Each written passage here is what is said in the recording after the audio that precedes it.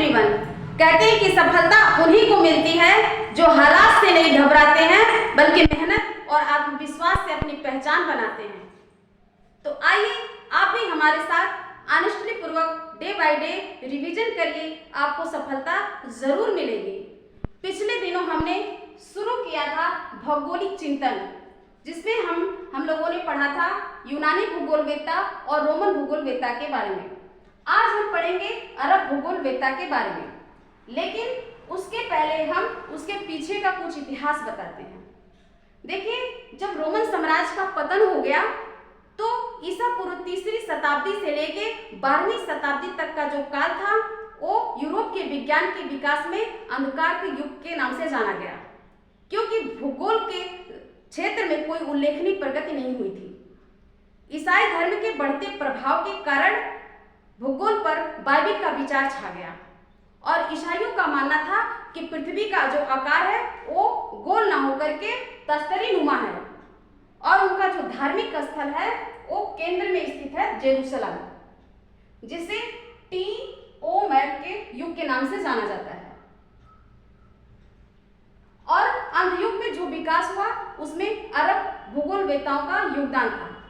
अरब भूगोलवेत्ताओं का जो भूगोल में योगदान था उसका प्रमुख कारण ये था कि 8वीं से 13वीं शताब्दी तक ये अरबी भूगोलवेत्ता योगदान दिए थे, जिसका जो प्रमुख कारण ये था कि वो चाहते थे कि अरब साम्राज्य का अधिक विस्तार हो, परिवहन मार्ग का विकास हो, व्यापार में वृद्धि हो, भारतीय संस्कृति से संपर्क हो, साथ ही साथ जो कि यूनानी सभ्यता पर अरब जगत का विजय हो। तो इसके लिए सबसे पहले क्या किया, अरबी भूगोलवेत्ता ने जो प्राचीन यूनानी भूगोल और रोमन भूगोल को अरबी भाषा में अनुवाद करके उसे सुरक्षित रखा।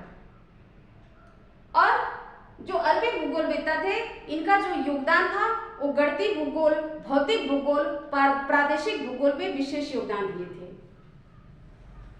और इन्होंने ये प्रमाणित किया कि सूर्य और चंद्रमा के सम्मिलित गुरुत्वाकर्षण के प्रभाव से ज्वार आते हैं, और साथ ही जो कि मानसून की प्रकृति का भी वर्णन किए थे।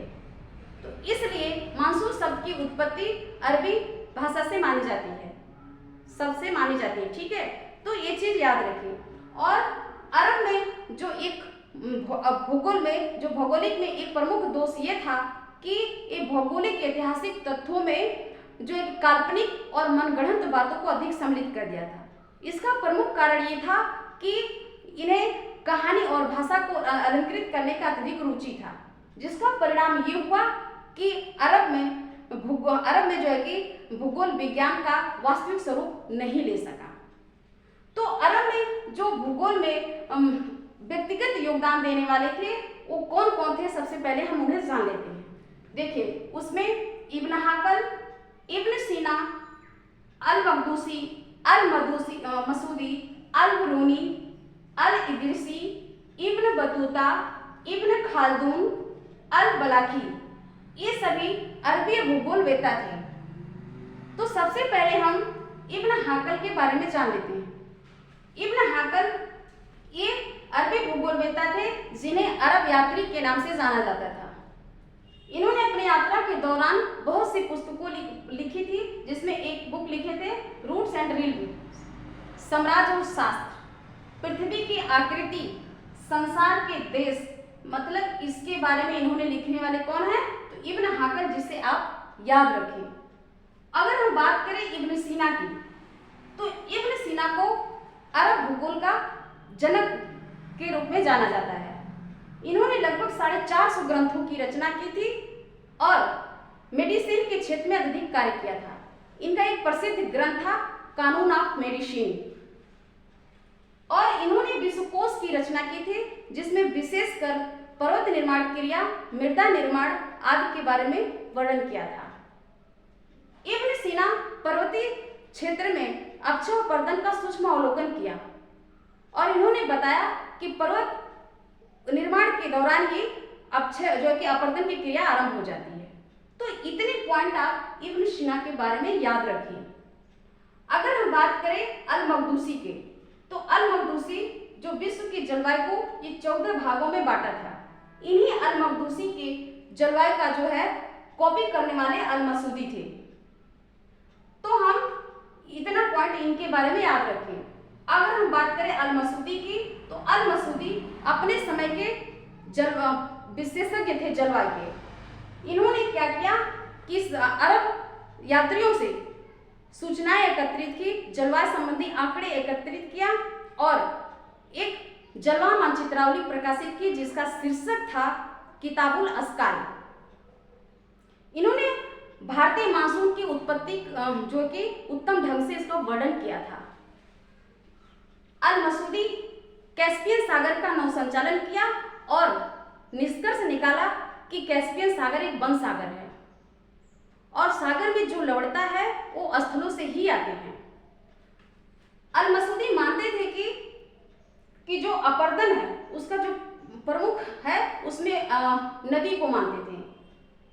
नदी को जो कि प्रमुख अपर्दन का स्रोत मानते थे कौन? अल मसूदी। तो अल मसूदी जो है कि इनकी प्रसिद्ध पुस्तकें थी जैसे सोने की चारागाह, जवाहरात की खाने, समय विवरणिका, उपदेश और निरीक्षण। और इस तरीके से आप इनके अल मसूदी के बारे में ये चीजें याद रखें। ये नियतवादी चिंतक के रूप में भी जाने जाते हैं। इन्होंने माना कि जो वनस्पति और पौधे हैं पर्यावरण के अनुसार अनुकूलन करते हैं। तो इतनी बात आप अल मसूदी के बारे में याद रखें। अगर हम बात करें अल बरूनी की, तो अल बरूनी जो है कि मोहम्मद गजनवी के साथ भारत आया था और अपने भारत प्रवास के दौरान ही एक प्रसिद्ध ग्रंथ किताब अल हिंद लिखा था और इसमें बताया कि जो हिमालय के तराई क्षेत्रों में गोल जो जलोढ़ निक्षेप है, गोल पत्थरों के बारे में वर्णन किसने किया था? तो अल बरूनी ने। अल बरूनी ने लगभग 95 ग्रंथों की रचना की थी जिसमें प्रमुख जो कुछ ग्रंथ है जैसे Tarikh al Hind, vestiges of the past और अल कानून अल मसूदी।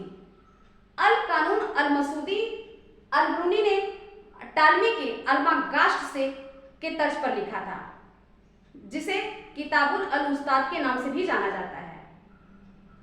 अल बरूनी ने रामायण, महाभारत, पंचतंत्र का अरबी भाषा में अनुवाद किया था। अल बरूनी जो कि उषा काल और संध्या काल के प्रकाश के बारे में बताया और समय की विवेचना करते हुए बताया कि जब सूर्य 36 से 18 से नीचे होता है तब ये प्रकाश जो सूर्योदय और सूर्यास्त का जो लालिमा होता है वो दिखता है। ये बताने वाली कौन है? अल बरूनी। इनकी एक प्रसिद्ध पुस्तक थी रिसला जिसमें इन्होंने बताया कि पृथ्वी अपने अक्ष पर झुकी हुई है जिसे क्लीमा के नाम से जाना जाता है। इसी रिसला में इन्होंने ये भी बताया कि जो अल बरूनी ने क्या बताया कि रिसला में कि क्या होता है कि दिन और रात की जो लंबाई है उसके बारे में बताया और ध्रुव पे जो 6 महीने का दिन की पुष्टि की थी इसी रिसला में किसने? तो अल बरूनी ने किया था। तो अल बरूनी की इतनी मुख्य पॉइंट आप याद रखें। अगर हम बात करें अल इदरीसी की, तो अल इदरीसी को अरब जगत का कार्टोग्राफी का जनक के रूप में जाना जाता है क्योंकि इन्होंने आयताकार और बेलनाकार प्रक्षेप का मानचित्र पर वर्णन करने वाले पहले कौन है? मुगल वेता तो अल इदरीसी है। इनकी कुछ प्रमुख पुस्तकें थी जियोग्राफिया न्यूबेंसिस, रोजर्स बुक, अल रुबारी। इन्होंने कहा कि मनोरंजन विश्व मनोरंजन जो है कि उनके लिए मनोरंजन है जो विश्व भ्रमण की इच्छा रखते हैं और उनका जो प्रसिद्ध ग्रंथ है अरबी भाषा में वो था रुबारी, अल रुबारी। तो अल इदरीसी के बारे में इतनी पॉइंट आप याद रखिए। अगर हम बात करें इब्न बतूता की, तो इब्न बतूता मोहम्मद बिन तुगलक के काल में भारत आया था और ये जो इब्न बतूता थे ये अफ्रीकी मूल के जो ये क्या थे? निग्रो मूल के थे और लेकिन इन्हें शिक्षा मिली थी मुस्लिम धर्म के अनुसार।